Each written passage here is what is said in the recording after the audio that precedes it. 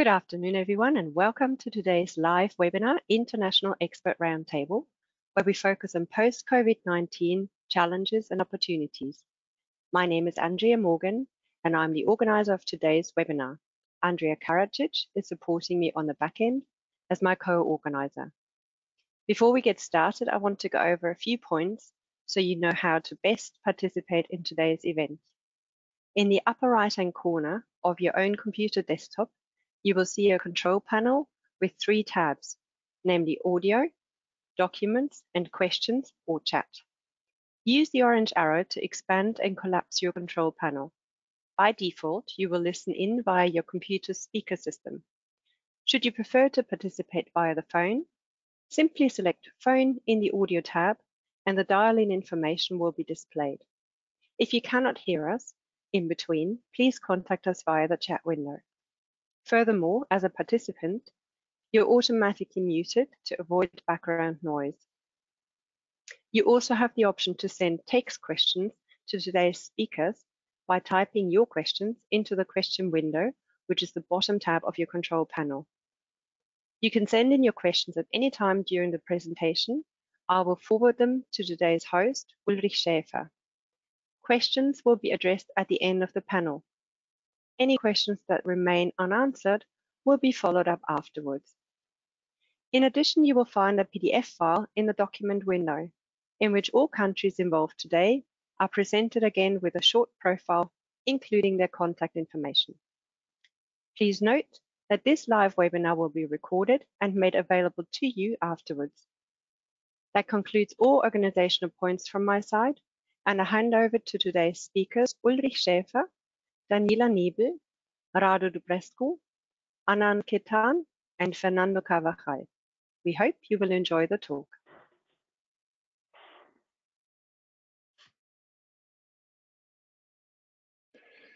Thank you, Andrea, for the introduction. Welcome, everybody. My name is Ulrich Schäfer. I'm a partner here at Rödl & Partner in Germany, in Nuremberg, and I'm your host today. And we have experts from actually very different regions of the world, and actually also different time zones, from Mexico, India, Spain, and from the Adria region. We have asked you for the questions you're interested in before, while you have enrolled for this International Expert Roundtable, and we have basically selected those questions that are obviously driving your thoughts, that you are currently considering and discussing, and we have prepared those questions for you. As Andrea mentioned, feel free to enter questions during the session, so we are able to basically address them at the end of those questions that we have collected up front. In Germany, we see a little bit light at the end of the tunnel, at least from a social life perspective. The big challenge is currently that from an economical perspective, we don't know the midterm nor the long-term impact of the pandemic. We have a feeling, we have some ideas, we can see a certain trend in some of the branches. We know a lot of things, how business is going from the discussions with our clients, but it is very hard to give a robust information idea about what will be the impact on a long term. At the same time, the governments are basically very busy introducing subsidies, loan schemes, trying to push and motivate economy, trying to pump money into the system. So the first questions that we would like to discuss, because that is obviously one of the most interesting one, what kind of public programs are in place in the specific country to promote investments and to get the economy back on track, to get the economy recovered? Are there certain industries in the focus? And that's most interesting, I think, is there something that the direct investing companies, and our clients do a lot of direct investment in your countries, is there something that they have to do now, or are this just ideas today? And I'd like to start with you, Fernando. How is that looking like in Spain? Hi, Uli. Hi, rest of the colleagues, and hi, of course, to all the attendants. So very warm greeting from Madrid, from Spain. Yes, we had a lot. We are most of us. We are a little bit fed up of forecasts. We've had a lot of forecasts in the past. So let us bring some numbers today, some facts today. Yes, we in Spain we've been one of the most affected countries in Europe. We've been, in fact, the second most affected country in Europe after Italy. We have suffered 3.5 waves. The death toll is at least 80,000 people. We have a population of 47 million people. There are other calculations who estimate that the number of victims could be close to 100,000 people.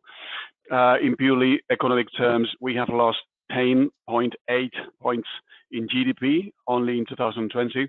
So the situation has been very, very, very difficult. But well, we're here to talk about not only challenges, not only the past, but to talk about opportunities, to talk about the future, talk about a bit of hope. And things are starting to look much better in Spain. The vaccination process is progressing relatively quickly. From the beginning of May, we have 500,000 people vaccinated every day in Spain. So the so-called group immunity could be reached by around middle of August, if we believe the estimations of the government, which is always hard. And the best news for us, of course, is that Spain is fortunately a member of the European Union. And the response of the European Union to this challenge this time, I think we can call it a very strong and very determined response. We all know that in July 2020, after thorough political discussion, the European Union approved a large program of subsidies and lending facilities for the total amount of 1.8 trillion euros. It is an amazing amount of money. It's difficult to have an idea of what it represents. If we add up together the so-called next generation, EU Next Generation funds and the enlargement of the multi-annual framework program, this in total represents 1.8 trillion. So this entire aid package has been called as the European New Deal of the 21st century. I think it's quite a right name for it. But well, more specifically, the EU Next Generation funds represent in total investments for 750 billion euros, of which 390 billion in the form of non-refundable subsidies or grants, and 360 billion in the form of loans. Well, 19% of this total amount, that is to say 140 billion euros, are allocated to Spain.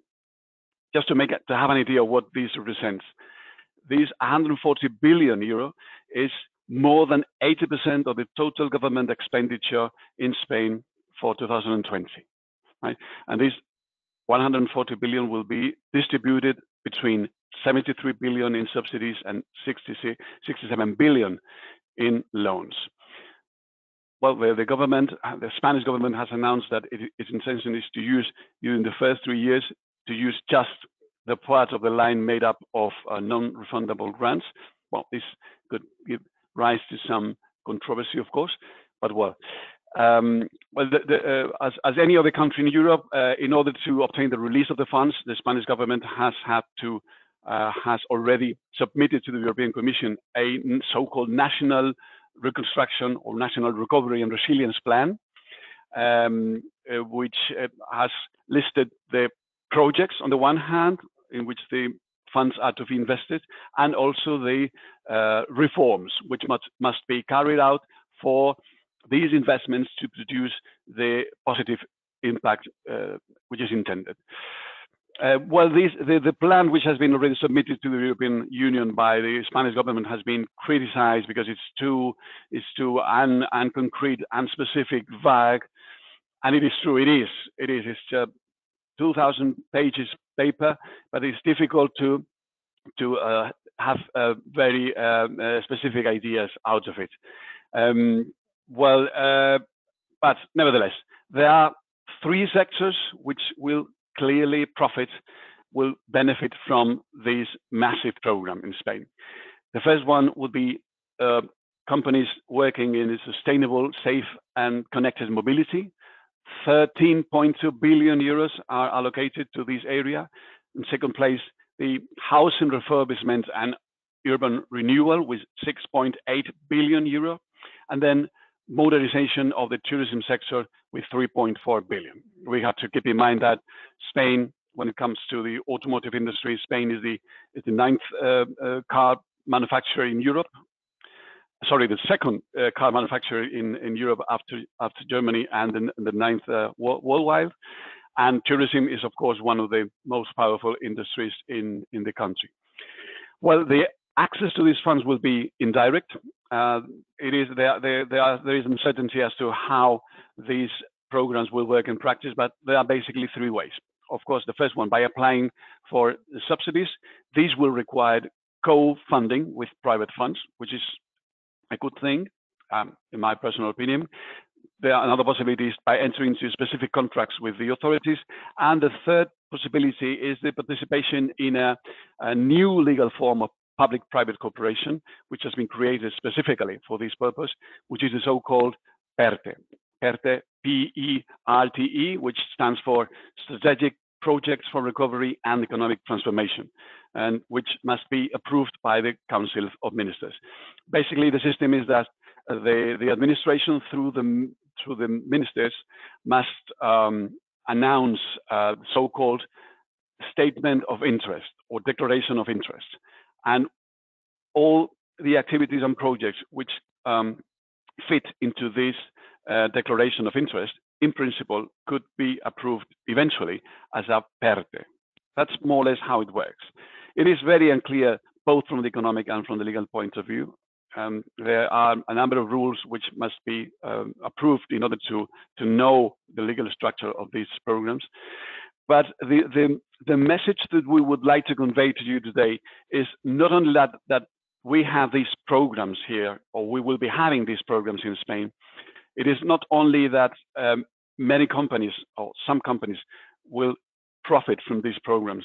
The message is that the multiplying effect that these programs shall produce on the Spanish economy over the coming 5-6 years is so huge that although the crisis has been striking us very, very hard here in Spain, thanks to our allies, thanks to our European partners, Spain shall be an interesting place to invest in, an interesting place to do business in, an interesting place to live, of course.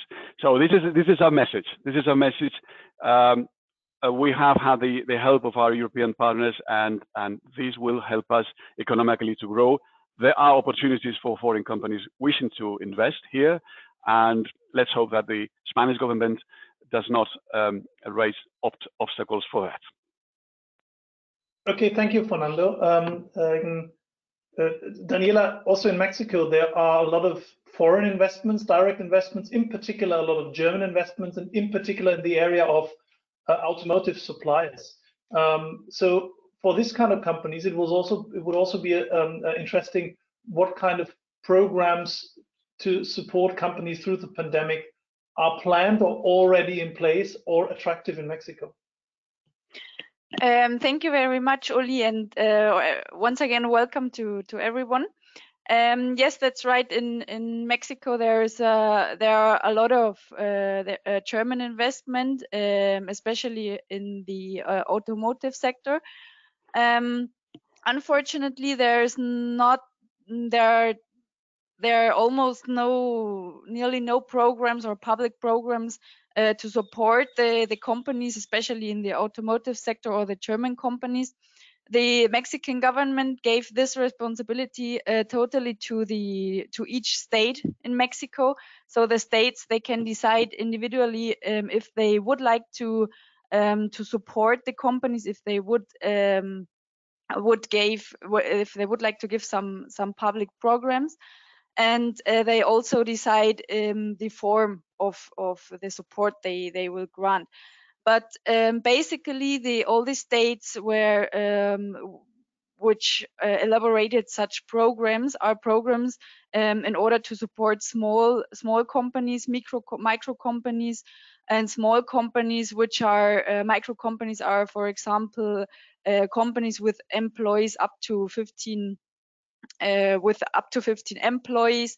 The small companies are up to 50 employees. So basically, the German companies, they have more than 50 employees, or our clients usually. So they cannot apply for this kind of support.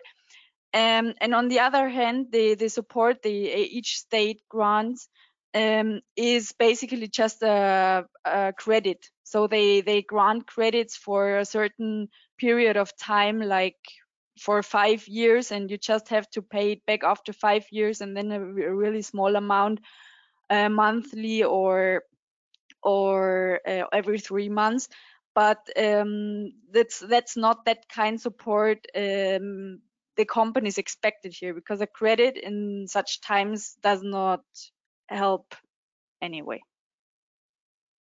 Okay, thank you, Daniela. Radu, you are covering actually more than one country. So how's the situation in the Adria region? Yes, thank you very much, Uli, and good afternoon to everybody. Yes, this is true. I have the pleasure to represent 3 countries, 2 countries as a member of European Union, and 1 country as no member of Union European. This Slovenia, Croatia, and Serbia.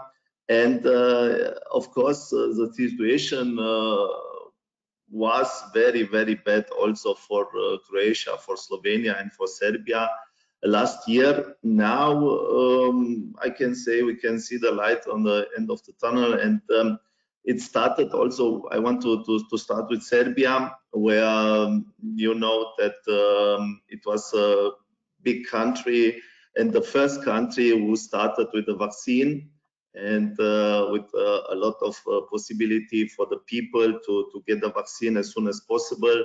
Of course, they took also the Russian vaccine, so the international vaccine, and it was for the people in Serbia, it was a very good thing, because of course it was not so easy last year, and now with the vaccine they get the situation, and they believe that the government is on the right way, and to help also citizens and pensioners.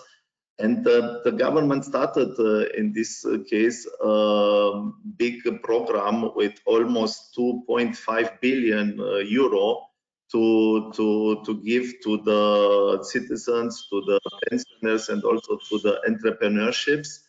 Then they think also for the small and middle-sized companies also to help them, to give them some loans, almost 17 million euro for purchase of equipment, for to develop projects, and of course to give the startups for young and for the female entrepreneurs, to give them the possibility to go further, to continue the business in Serbia. Also, there are some challenge for the government, because there are almost 400,000 Serbian migrants which want to come back to Serbia, and this will be, of course, a big challenge to have them and to keep them in Serbia. And Serbia is also looking for digital nomads, and of course of very good skilled workers that they can work in Serbia. About Slovenia, of course, Slovenia, they thought or they started last year with 2 big coronavirus mega packages. It means they started with 2 programs, almost 1 billion euro, almost 1 billion euro for the middle and small, the sizeless companies. The same as Slovenia as a union, as a European Union member, also the possibility to get these EU funds, and they have also nations grants. But Slovenia it was also last year, of course, very affected in the tourism, in the issue for tourism and for all these restaurants, cafes, and travel agencies. And this is what Slovenia has in common with Croatia. And coming back to Croatia, I'm living in Croatia, and the last year, what can I say personally, it was a very, very hard year, because maybe you read in the news, we had 2 earthquakes. It was in March and in December, and this was not so easy for the Croatian citizen, and also for the capital of Croatia, Zagreb. And together with coronavirus, together with the earthquake, it was very, very difficult. But now the government started also to give EU funds and nation grants. And the first call for digitalization transition, it was now from middle April to end of May. It is almost 1 billion Hrvatska kuna. I mean, this is the nation currency. And we have the possibility to help our clients to get this call. This means call. This is in this language for the EU funds and nation grants. But I'm optimist. In all 3 countries, the government tried to have possibilities and to give the possibilities to their citizens and also to the companies. Thank you, Rado. Whereas, as I said in the beginning, there might be a light at the end of the tunnel regarding, at least regarding the social life, India is currently in a totally different stage of that pandemic. When you look at the news, and I think the news are quite precise, unfortunately, in that case. So, Anand, how is the situation, and what is going on the federal level and on the country level? Thank you, Uli, and literally a very warm welcome to everyone from India. Similar to other countries, see, last 15 months have been quite devastating, as India recently crossed the 25 million case mark, and with only about 3% of the population being vaccinated, there's obviously a long way to go.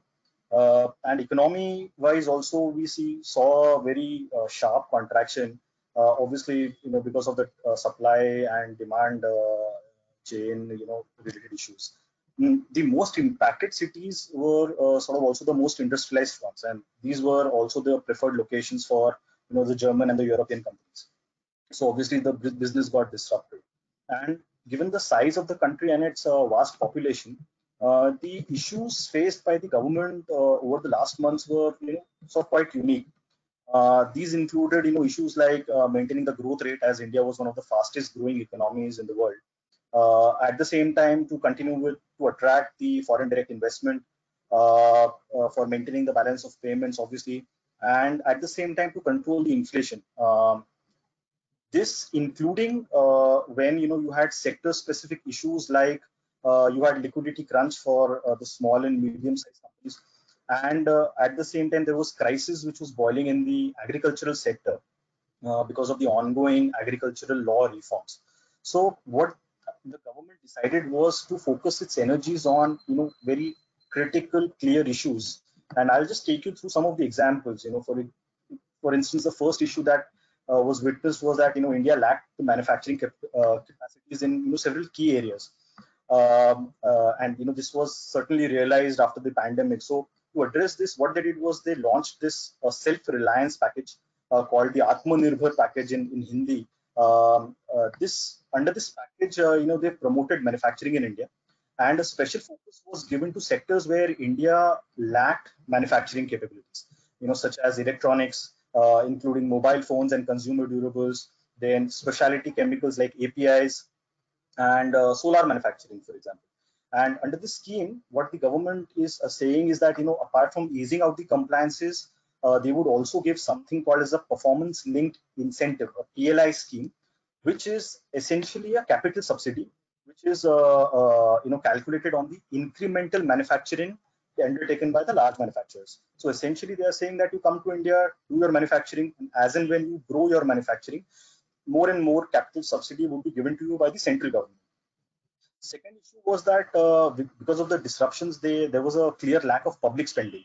And to address this, government sanctioned a lot of infrastructure projects. So right now, even under the pandemic, we have a lot of new highways being constructed, airports being launched, some of the railway stations are being revamped. But at the same time, from an industrial perspective, we see a lot of public projects under the renewable energy sector and also under the the solid and the liquid waste management sectors. Thirdly, which was a common issue for everyone, was that cash flows obviously dried up for everyone because the receipts dried up. So to tackle this, they started with special loans which were granted to the small and medium sectors. A moratorium was granted for 3 months. But on the tax side, very interestingly, what they did was they fast-tracked the tax refunds, which are always a pain in India, and they also reduced withholding tax rates by 25%. To allow more cash in the hands of the businesses. And this was after the special announcement late in 2019, when India slashed its corporate income tax rates and adopted one of the lowest income tax rates of 22% for all companies, and also provided a special income tax rate of 15% for manufacturing concerns, which is, I believe, one of the lowest in Asia. Lastly, there is always a perpetual topic going on in India, which is to improve ease of doing business because of the multiple laws. And to sort of address this specific problem, even after India moving multiple places in the World Bank Index, the major steps what they took was first of all they are coming up with new labor law codes. But apart from this, what I would like to mention to the clients is that government has announced various new schemes for new investments, and one of them which I would really like to highlight is the manufacturing facility in a customs bonded premises. This scheme basically allows all manufacturers to import goods into India. This includes your raw material, your capital goods. This can be imported without payment of customs duty, and in India customs duty rates are quite high, going as high as 30%. So you can import these goods, your raw material, intermediate products, even capital goods duty free, and then you can use them for manufacturing. And if you are an exporter, then obviously the duties become completely nil. And only if you are supplying locally to customers in India, you have to pay customs duties on your local sales. This scheme is attracting a lot of investors and attention also. And apart from this, the state governments also did their bit by revitalizing their industrial policies. In India, every state, we have 30 states, and every state has its own industrial policy. And they sort of, revamped it and made it more interesting. For example, if you are a company and you want to set up a mid-sized manufacturing setup in, say, for example, the state of Tamil Nadu, which is in the southern part of India, you may be eligible for a capital subsidy, which is as high as 20% of your total investments. So this is quite interesting for a lot of European and German companies. And therefore, I would suggest all the companies who are sort of planning to explore the Indian market, they should really understand the benefits which are available to them and ensure that they make good use of it. Okay, thank you, Anand. There was actually another question that is obviously quite interesting in the context of COVID-19.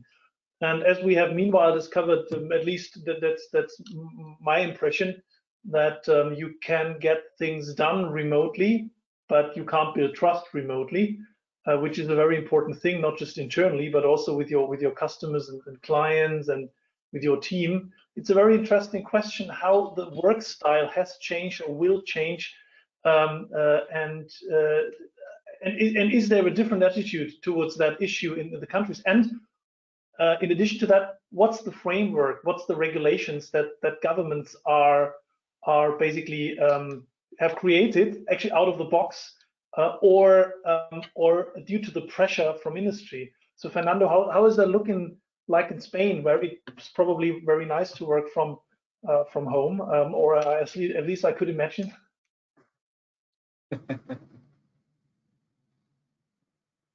Yeah, you're absolutely right. It's a lot of nice places to work from. But yes, I think our experience is quite similar, for instance, to the experience of our colleagues in Italy. Just as a summary, home office was just less than 5% in 2019, according to the information we have. And as in every other country, from one day to the other, more than 1/3 of the employees were transferred automatically to home office status. That's how the situation we had last year. There was some pressure, yes, from the industry, from the working unions, to have a new regulation for home office in Spain, and this came into force in September last year. In principle, it's a regulation which was previously negotiated between the unions and the representative of the employers, but there has been a lot of discrepancy. But the main guidelines of this regulation is that home office remains voluntary. It cannot be mandatory. No employee can be forced to go into home office mode, and no employer can be forced to transfer its employees into home office mode. That's the first thing. The transfer to the change to home office mode cannot give rise to any discrimination for the employee. The employer has still the right to control, the right and the obligation to control the working time of the employee. The employee, in turn, has right to the so-called digital disconnection. And this is probably the most difficult issue. The employer must bear all the costs linked to the home office. There's also mandatory to make an assessment of the risks linked to the home office, and the companies have the right to set up control systems to overview that the employees are actually complying with their duties. So this is the legal framework. The forecast was that this would change dramatically the working style in Spain, but it seems that it won't be that way, because if we look at the prices of the rents in Madrid and the rents of the offices in Madrid and Barcelona, for instance, in 2020, investment fell by 41%. That's huge, of course, but the rents level in Madrid and Barcelona for offices just fell by 1.4, 1.8. And this is expected to be corrected over the coming 3 years. So the situation here is that we have suffered a shock, as in many other countries, but home office is now an issue. It wasn't, obviously, before 2020, but things are expected to correct by themselves in the coming years. That's the situation here. Okay, thank you very much. I can imagine that this is might be in a country also depending a little bit on the question if the people are working in big cities or in rural regions or where they are living, if they're commuting. So how is that looking like in Mexico, Daniela? Yeah, that's right. In Mexico, all the administrative activities or have to be realized from home office, almost since 1.5 years. Since the beginning of the pandemic situation. In Mexico, or the reason why most of the administrative activities are realized from home office is that in Mexico we have a traffic light system. So every week, every Monday, or currently every 2 weeks, depending on how the pandemic situation is going on, the government publishes a map of Mexico, and this map is demonstrating each state with a different color, so that we have the traffic light colors and plus one more color. It's red, orange, yellow, and green. So depending on the traffic light the state is in, there are different measures in order to combat the pandemic situations. And to currently go back to the installations of the companies and work from the installations from the office is only foreseen when the state is in the green traffic light. So administrative activities should be realized as long as it is possible from home office. And of course, the activities or the work that cannot be realized from home office, like a production or something like that, that's obviously permitted to do in the installations of the offices and other traffic lights. Due to the fact that we're working a lot at home office, the Mexican government reacted, and they just 2 months ago, something like that, they changed the federal labor law, and they added articles to the law regulating the home office. So it's a model foreseen in the federal labor law, but also at the same time they established, so in each employment relationship, as of the beginning now, you have to establish, you have to determine if the employee will work at home office or will work at the installations of the company. Home office or working at home office is considered when the employee works more than 40% at home office.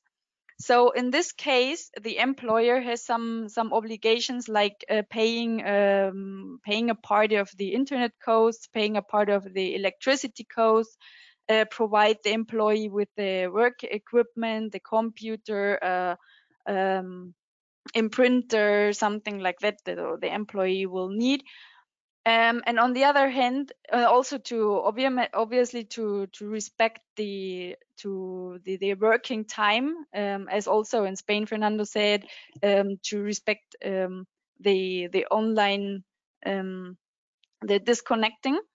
And on the other hand, the employee has the obligation to care of the equipment, of the working equipment, and to be responsible with the equipment, to be responsible with his working time, to be available for the employer, but only during his regular working time. And the law also determines or states that there are no difference between an employee working at the installations of the company and at home, so that there cannot be any difference concerning salary or the payment or treatment or something like that.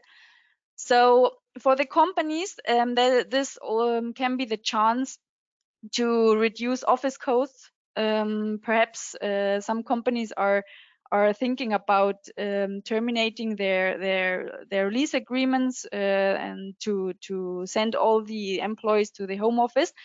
But a very important point to be considered here in Mexico is that each company at least needs a very small office or a physical office due to fiscal tax obligations, because they need a tax domicile. So in Mexico, the tax authority realizes inspections, on-site inspections. So it's really important that at least a small office is held by the company, and that one employee is regularly there at the office. So the companies perhaps can reduce their office costs in reducing the size of their office, but they cannot eliminate it completely. Okay, thank you very much. How is that looking like in the other region, Radio? I can imagine that there are some areas where, from a mentality perspective, people like to go to the office a lot. So how is that looking like in your countries? Yes, exactly, Ulrich. This is a very difficult discussion, because home office versus a traditional office in Adria, it's as you said, not so easy to treat, and I can speak for all three countries, starting with the lockdown last year. Of course, also in Croatia, in Slovenia, and also in Serbia, almost all colleagues and almost all companies, the employees, they work from home. But of course, also in these countries, you cannot order the employees home, and also you have to have a schedule for to apply for the home office work. And a very big question is also about the compensation of the expenses, because not everyone has the good infrastructure of internet, to work from home. And as you said, this is not so easy. And As you know, in East Europe, there are some regions and citizens that are a little bit better developed as regions, and this will be the future to find out what is the best solution for the employees.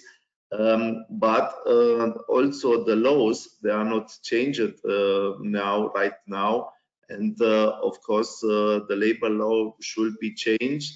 And a lot of governments, they have to think about changes in the law for monitoring and data protection, of course for cyber securities in the home office, and not at least for the health system, how it will be treating home office from the perspective of the health safety.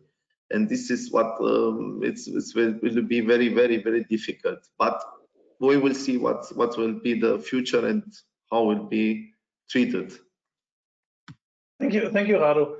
Well, and then is the big question: what about the internet infrastructure? Because not in all countries we have that coverage that you would need to work effectively from home. In particular, when it comes to certain kind of services that you're supposed to deliver and to render. So how's that looking like in India? What's your impression on it? Well, the internet, is obviously a big point. Most of the cities have really good internet connectivity, and as you know, the data packages in India are one of the cheapest in the world. But obviously, when you look at the rural areas and in the current situation where a lot of employees are actually working from their home locations, many of them might be based out of small villages and rural areas. We certainly have a big problem if we are looking at work from home as a sort of a system to be put in place. Firstly, we have to take into account that Indian labor laws are a state subject. It's not a national subject, and most of these laws are in the process of rationalization after the Indian government announced the new labor law codes. So it's very difficult for them to make the specific law-related changes and make mandate work from home under the laws. Obviously, in some cities which were highly affected regions, the local city administrations ordered that the offices must be closed and work from home should be promoted. But it really depends on the industry, as essential sectors, manufacturing, these sectors were obviously kept out of it and kept on running at 100% capacities. Only aberration could be, the special economic zones. We have these special zones in India who enjoy tax holidays, and especially special economic zones which were working in the information technology, the software development service sectors. There, it is mandatory under the government laws to for employees to work from within the zone, from within the office itself. So there, the government gave relaxations to these companies and said, okay, you are allowed to work from home in the current situation. But in the long run, some companies may be able to introduce a hybrid model, hybrid work from home sort of a situation. But as you said, from an India perspective, this model may not be very viable because of obviously internet being one of the issues, but the employees may not have appropriate IT infrastructure with them at their homes. Thank you, Anand. There was one question actually from the audience, Rado, which is concerning Croatia. So what about the working opportunities for digital nomads? I know that also Croatia has an interesting coastline. It's not just Spain. Yes. So do you have an idea how that is working? Yes, exactly what you said. The government thought that it is very important that to offer a visa for digital nomads. It means that they can come to Croatia, to live in Croatia, to have this visa, and to work from Croatia. So we are now also to check this possibility and to offer all the services for the clients who decide or which decides to come to Croatia to have this visa for the digital nomads. Yes, this is very new, and the government tried to put it in the system and to offer these opportunities, because as you said, it's easier to work from Croatia, where it's maybe sunshine and a very nice seaside, as maybe in the mountains, or I don't know, but it depends, of course, of the people. Thank you, Rado. So on the map for the digital nomads, it's not just Spain and Portugal. where half of the freelancers are actually moving to. It's also Croatia. Thank you. So thanks, guys. We actually we have now 45 minutes of discussion. So time is up. Thanks to Spain, India, Mexico, and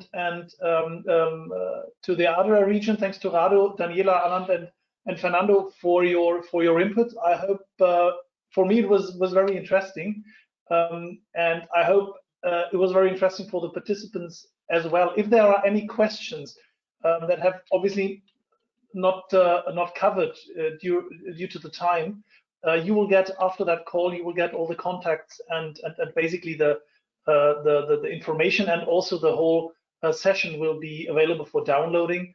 I hope it was interesting.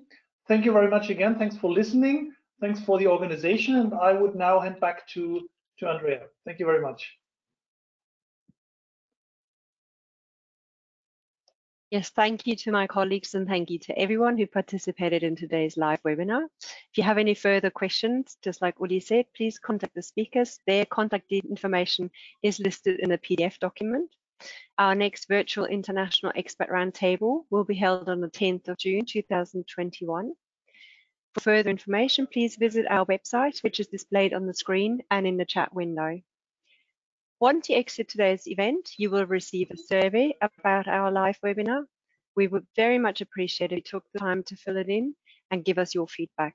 On behalf of Roel and Partner and our presenters, thank you very much for being with us today, and enjoy the rest of your day. I will now close this webinar for all participants and our organizers. Thank you. Virginia. Bye. Bye.